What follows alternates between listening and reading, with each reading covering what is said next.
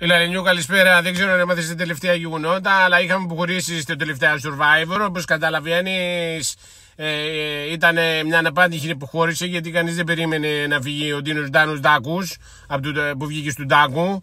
Γιατί πιστεύω ότι ήταν ένας πάρα πολύ καλός παίχτης και ειδικά δεν ξέρω πώς έγινε και βγήκε, αλλά τελικά και χάσε στο τέλος, αλλά τελικά επέδειξε ότι δεν ήταν στο τέλος τους στόχους καλός, οπότε τον πήραν φαλάγγι και βγήκε και αποχώρησε. Το πήραν όλοι θετικά, γιατί οι κόκκινοι, γιατί πιστεύαν ότι έπρεπε να γίνει μια αλλαγή στο αντρικό κομμάτι για να μπορέσει να γίνουν λίγο τα πράγματα καλύτερα.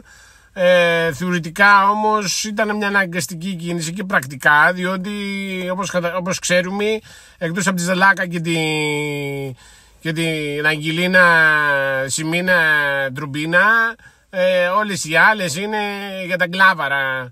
Η άλλη κυρία του ποδοσφαιριστού μας έχει καπρίξει τα αρχίδια, τους λείπει και τις λείπει και τις λείπει. Άμα ήταν να τις λείπει τόσο πολύ, κουπιαλάρα μου, να πήγαινε σπίτι σου. Δεν ήταν ανάγκη να έρθεις εδώ πέρα και να κάνεις τα δικά σου. Μας έχεις πρίξει τα παπάρια. Πάρε μια επιθελοντική αποχώρηση και άσε κανένα πιτάκι να τρέχει, είτε άρρωστη είσαι, είτε δεν πνίγεσαι και θέλεις τα πρετσάκια σου. Μας έχεις κάνει τα πράγματα τσουτσού.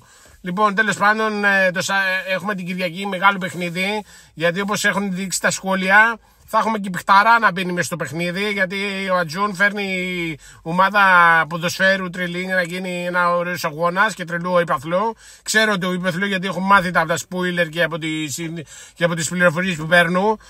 Οπότε θα σας το πω αύριο, αλλά όπως καταλαβαίνετε θα έρθει ο Ροναλντίνιο και θα συμμετείχει στο παιχνίδι. Θα γίνει χαμός αυτό το παιχνίδι, δηλαδή είναι μια τρελή ευκαιρία. Μεγάλος Ρατζούν σε αυτό το κομμάτι, ειλικρινά θα ζήσουν μια τρομακτική φοβερή εμπειρία οι κόκκινοι, αλλά και οι μπλε, και ελπίζω ο Ατζούν να το κρατήσει και να φέρνει διάφορα τέτοια για να πηγαίνουν οι ακροματικότητες του Θεού. Νομίζω ότι είναι μια τέλεια κίνηση. Όλοι θα είμαστε στα κανάλια και θα παρακολουθούμε Τούμπανιξ. Λοιπόν, αυτά και τώρα. Survivor, Κυριακή, μην το ξεχάσετε, γιατί θα χάσετε. Άντι, γεια ρε!